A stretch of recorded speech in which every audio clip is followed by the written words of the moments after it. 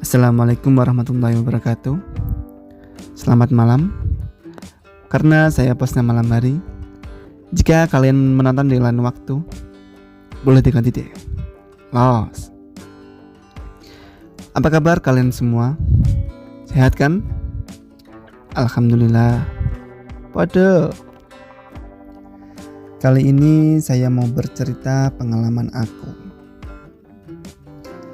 Jadi untuk kalian yang sedang magang di Jepang atau bekerja di perusahaan manapun dan merasa dicurangi tapi gak bisa berontak atau males mengurus karena gak mau ribet, tolong dengarkan ceritaku sampai habis. Mungkin ceritaku ini tidak bisa mengurus masalah kalian, tapi mungkin ceritaku ini bisa membuat tenang pikiran kalian. Aku magang di Jepang di perusahaan pengolahan plat logam. Sekarang sudah masuk di tahun keempat. Untuk domisili tidak perlu disampaikan ya. Perusahaan penerima saya ini dicurigai melakukan kecurangan kepada kami para pemagang. Sebenarnya ada beberapa hal yang mengganjal di pikiran kami, tapi tidak bisa saya ungkapkan karena belum jelas pembuktiannya. Jadi saya akan menceritakan hal yang sudah jelas saja. Awal-awal magang di perusahaan ini, aku diperingatkan oleh para seniorku untuk mencatat jam lembur yang telah dikerjakan. Karena para seniorku sudah beberapa kali ketika menerima slip gaji, antara yang dibayarkan dengan yang dikerjakan tidak sesuai. Selisihnya pun cukup lumayan. Dan ketika diprotes, jawabannya pasti, "Maaf, saya lupa." Emang sih langsung diganti. Tapi kalau yang tidak mencatat berapa jam lembur yang dikerjakan, pasti bakal hangus tuh duit. Jadi saya mulai mencatat jam lemburku hari demi hari, minggu demi minggu. Tapi kelemahanku, ketika sudah capek banget kan, pasti aku lupa mencatat. Jadi seringkali aku mencoba berusaha mencatat itu kan. Tapi seringkali pula di tengah perjalanan aku kehilangan jejak. Jadi tiba-tiba nggak tahu gitu kan dapat berapa jam itu. Sering banget. Dan seketika itu kadar imanku meningkat. Dibarengi rasa pasrah, di dalam hatiku berkata,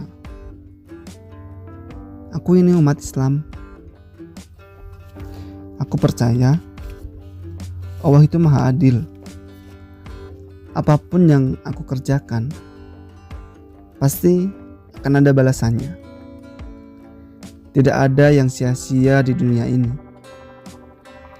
Jika memang aku dicurangi, gajiku dikurangi oleh perusahaan, aku yakin entah nanti setelah pulang ke Indo atau entah di akhirat nanti, aku akan menerima hakku, hasil jerih payahku, dan pasti akan lebih baik dan datang di waktu yang tepat. Karena sesungguhnya Allah itu sayang kepada hambanya, tentunya yang beriman dan bertakwa, dan selalu memberikan yang terbaik untuk kita. Kita aja yang sering kali tidak sadar.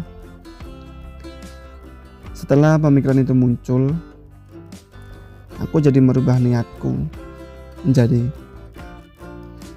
pokoknya aku berniat menjalankan tugasku sebagai kepala rumah tangga dan menjalani takdirku yang telah Allah berikan. Itu niatku yang aku ucapkan setiap pagi sebelum bekerja. Untuk urusan kecurangan yang telah mereka lakukan, dan berada di luar kendaliku, itu urusan mereka dengan Allah. Aku gak mau memikirkan hal-hal seperti itu, cuma bikin ribet aja. Yang penting aku menjalankan tugasku dengan sungguh-sungguh, biar Allah yang mengurusnya. Aku menjalani program magang ini dengan tenang dan nyaman. Jika ada perkara yang bisa aku urus, pasti aku urus. Apalagi untuk masalah harga diri. Sampai babak belur pun aku gak bakal mundur. Aku orang yang paling gak bisa diremehkan. Jadi siapapun orang yang meremehkanku, ya maju. Tapi jika di luar kendaliku, aku pasti berkata, Bismillah, ada Allah yang mengurus. Emang sih kedengarannya naif untuk yang belum bisa merasakan sampai di titik ini. Tapi coba pikirkan, ketika kita diakali oleh orang-orang yang pintar, orang yang berpangkat, tapi kita tidak bisa apa-apa, mau melawan pun tak ada gunanya. Terus kita mau apa?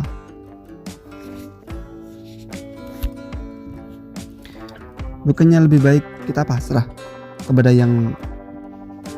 Sang Yang Maha Adil. Tenang,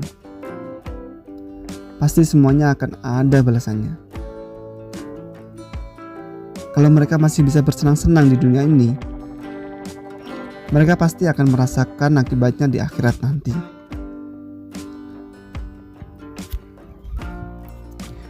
Dunia ini apa sih? Kalau sudah mati, semua yang dikumpulkan dengan cara merugikan orang lain itu bisa buat apa? Percuma kan? Biar mereka merasakan akibat tindakan mereka. Allah pasti akan menyiksa seberat-beratnya.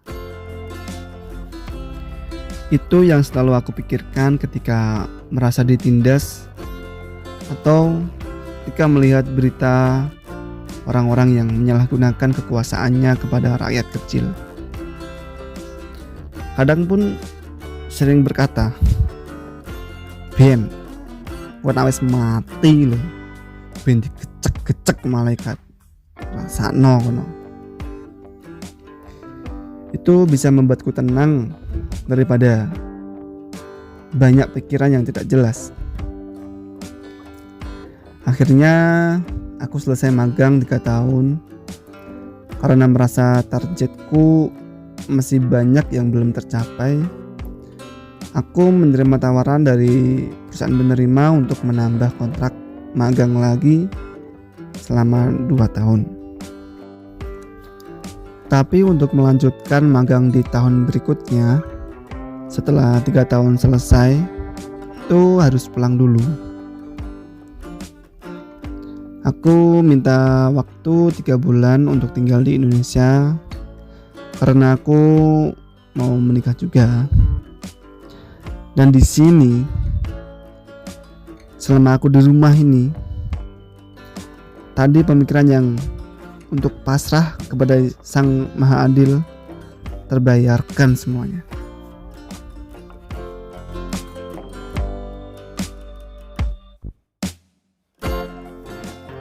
Lanjut part 2 ya guys. Kayaknya bakal panjang nih cerita. Sekian dulu untuk video kali ini. Jika kalian suka, tolong tekan tombol like-nya. Dan jika berkenan, dukung terus saya dengan tekan tombol subscribe agar saya lebih semangat dalam berkarya. Assalamualaikum. Monggo.